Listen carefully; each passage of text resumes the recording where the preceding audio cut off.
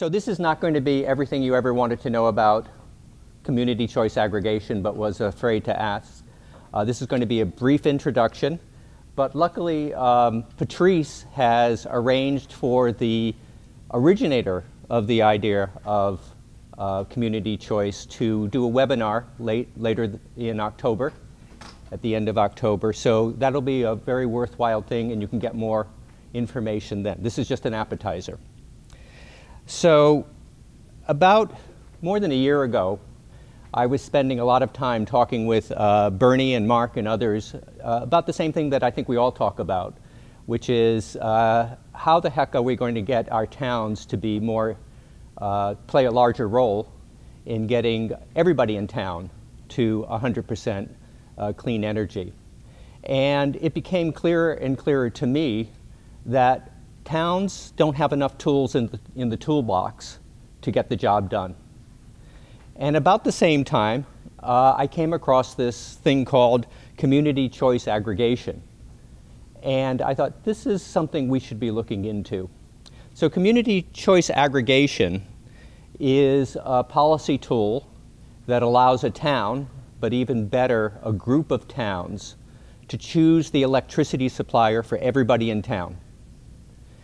And from that simple notion, a lot of powerful things can happen. So the way it works is that a community creates a community choice aggregation. It chooses the electricity supplier on behalf of everybody in town, including residents and usually small businesses. But the utility continues to deliver the electricity, maintain the transmission and distribution lines, and it also continues to do customer service and customer billing. So one way to think about this is that community choice is public utility light. So on the left is what what an investor-owned utility does, which is purchase power on behalf of ratepayers, delivers the electricity and maintains the lines, and then does customer service. On the right, in green, is what a municipal utility does, publicly owned. And in the center is this hybrid method of delivering power, CCA, in which the CCA purchases power, but the investor-owned utility continues to do what it does best, sort of. So this is what it looks like here in the Northeast and certainly here in Connecticut, where if you move into a town, let's just say Eversource, although there are of course other utilities in the state, provides a standard offering for you as a ratepayer. And this is what you go into unless you choose a third-party supplier, which sometimes goes all right and sometimes it doesn't go all right. As many of you know, the Connecticut Consumer Council is not happy with the third-party supplier system, and for good reason. In the CCA model, the CCA becomes the default offering. And usually what that means is lower electricity prices and more clean energy content. Everybody in town is enrolled, but it's very much an opt-out system where there are many opportunities to actually, anytime a ratepayer can choose to go back to the utility default offering, anytime they can go to a third-party supplier.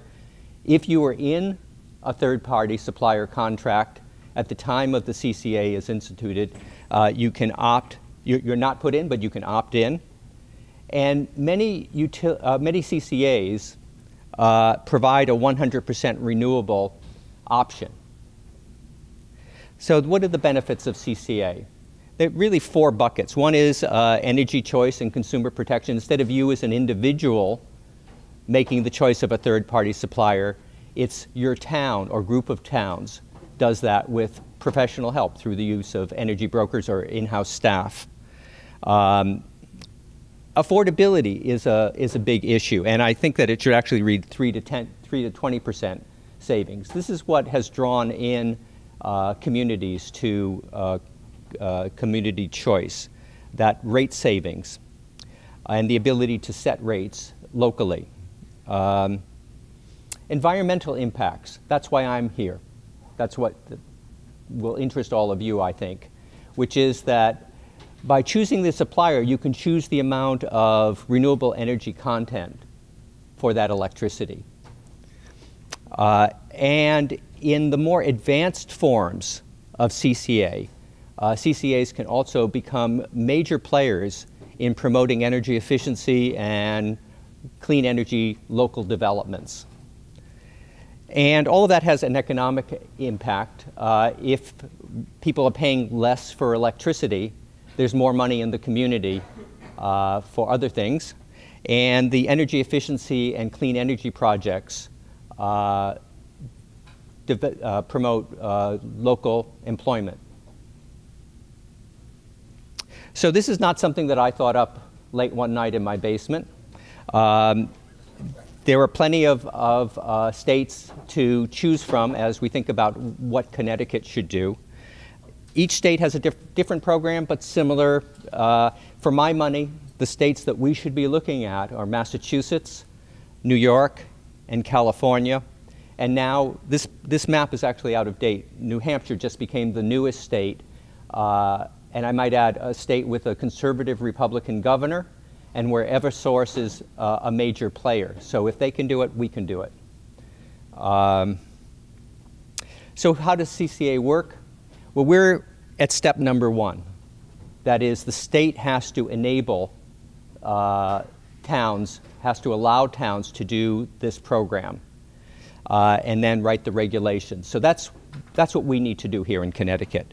Once there is enabling legislation, local governments participate at their choice by passing ordinances, which in the Massachusetts model takes about a year to go through a public process, public input, regulatory review that can result in the creation of a CCA.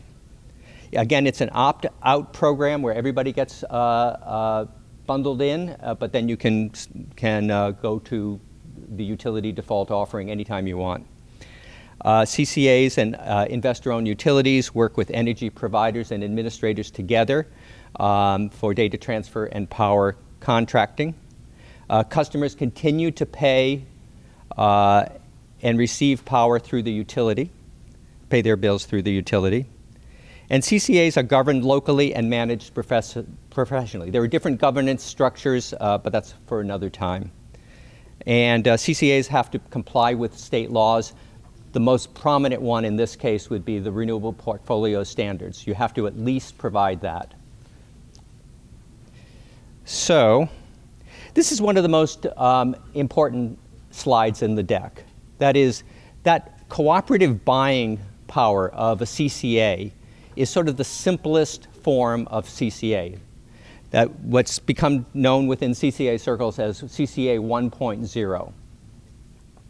But particularly if you have a large enough population base within the CCA, and if you have a large enough revenue stream as a result through the CCA, a CCA can become a major player in energy efficiency and other incentive programs like EV rebate programs. But that will take a little bit of time for any particular CCA to mature into that. And then beyond that, there's what's called CCA 3.0, where the CCA can actually begin to develop clean energy projects within its territory or nearby. So to make this a little more tangible, here are some examples. So this is CCA 1.0, the cooperative buying function.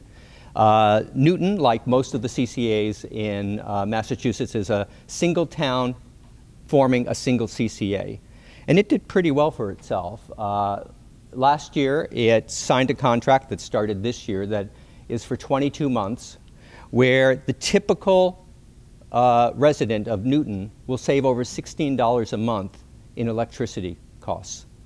At the same time, instead of only having to meet the 14% Massachusetts RPS, Renewable Portfolio Standard, they will be meeting a 60% standard. And I'm told that those are done with a very high quality renewable energy certificate program. And this is, I'm told, an unusually good contract because of the timing of the contract, but it's not completely atypical. Other towns in in Massachusetts have done similar things. You know what? I'm going to hold questions because I'm on a very tight leash time-wise.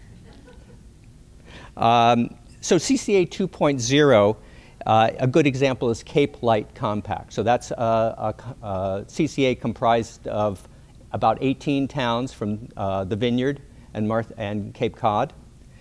They're the oldest, I believe, CCA in Massachusetts. And because they have a population base of over 200,000 people in the winter, they have become, in the main, they do procurement of electricity, but they have become largely an energy efficiency outreach program. They have about 10 or 12 staff. Most of that staff does energy efficiency programs, and they do a really good job of it. They also have a sister organization called Cape Vineyard Electricity Cooperative, which does local clean energy projects like solars on schools and in airports. So this is a great example of CCA 2.0. And then 3.0, you have to look mostly to California, but not entirely, where those CCAs have evolved to the point where they are now instigators of microgrids, large and small clean energy projects. They're playing a role in the electrification of transportation, and they're even getting involved in what may be the first offshore wind project on the West Coast. So here in Connecticut, things are moving along. There's a growing coalition of organizations and towns. I want to particularly call out the folks in New Haven. Mike Ull and Dan Knudsen have been particularly active, or at least I've been in touch with them. And Kathy Fay, sorry, thanks. And Kathy Fay, and they are doing a terrific job of moving a municipal resolution supporting CCA through the governance structure of New Haven. Now, this is a municipal resolution favoring CCA. It's not the creation of a CCA, but it's an important thing to do. So here in Connecticut, in 2019, 2 skeleton or spot bills were introduced. We were just getting started, so they didn't really go very far. They did not get voted out of committee, but we're going to be reintroducing bills in 2020. This is not really that hard to sell. There was a poll of about 600 Connecticut voters done this year, introducing them to the concept of CCA. 75% expressed support, only 21% expressed opposition. So what can you do? Why am I here talking to you? I think the #1 thing is that it would be helpful to pass local municipal resolutions in favor of CCA. And there are speakers available if you don't feel that you can make the presentation to your own Clean Energy Task Force or Town Council. Dan Knudsen, Mike Ull, Mark Scully, Bernie Pelletier, and myself are all available depending on geography and dates. And the purpose of this municipal resolution is twofold. One is you have to get the discussion of what CCA is going at the town level, and then it also sends a political message to legislators that there's an appetite for this. And then beyond that, if you happen to know people in Connecticut Conference of Municipalities, or you are talking to top officials in your town, if they could talk to the people at Connecticut Conference of Municipalities, and I've introduced the idea to them. They are going to be studying it, but they need to hear from their members, which are towns. Because if there's one organization that you'd like to get behind this, it would be CCM. So I think that I've gotten my 1-minute warning, so I'm going to end it there. And I'm sorry that there's not time for questions as far as I know, but there will be the webinar later in October, and Patrice will be sending notices, and then we're happy, Mike and Dan and I and others are happy to discuss this more at lunch. So thank you very much.